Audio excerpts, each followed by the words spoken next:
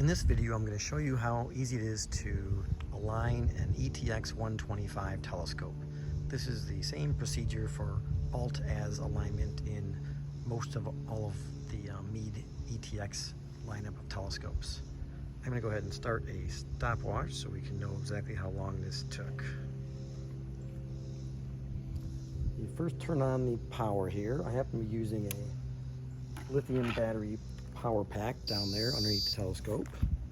It'll first say welcome to Autostar, and it'll say 0 to align. You hit 0, enter the date, that's today's date. It's almost 8 o'clock, 7:45 p.m. Daylight saving times, yes. Then it'll tell you to put it in the Alt-as home position. Sorry, trying to get it so you can read that. And basically you can scroll through that and wait for it to show you all the words on what the home position is. You can hit the up arrow here to speed up the text. The down arrow here will slow it down. The home position is with the telescope tube level, which would be declination 0. The telescope should be turned counterclockwise until you hit a stop. That's called the hard stop. Then turn it back to where this arm is centered for the most part above the control panel. Then use the lever underneath the tube here to lock that down. Then you want to pick up your entire telescope and move it so it's pointing north. So we'll assume everything is north and we will say OK to align. So then you hit enter and it'll say selecting star. And it is centering Arcturus and slewing to that.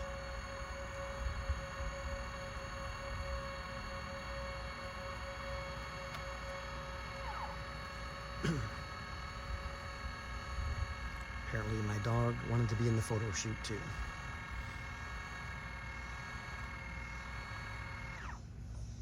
Okay, once it gets to Arcturus, it'll move around a little bit to finish its slewing.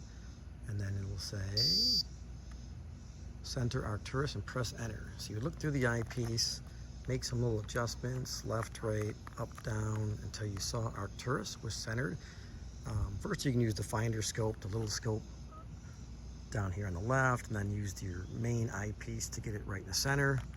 Then you hit enter. It'll select the second star. This one says Vega.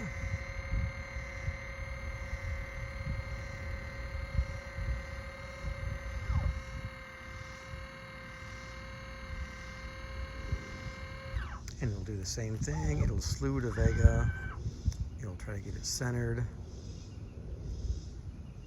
And then you'll go ahead and once again look through the eyepiece, make your little adjustments to get it centered perfectly in there. And then when you got it where you want it, you hit enter. And it says align successful. And that was a whopping about 3 minutes. So that shows how easy it is to set up and align your ETX telescope for viewing. After that, you can just go to the mode button. You can select an object, go to solar system or constellation, whatever it might be. So if you're going to go to solar system and go to the moon,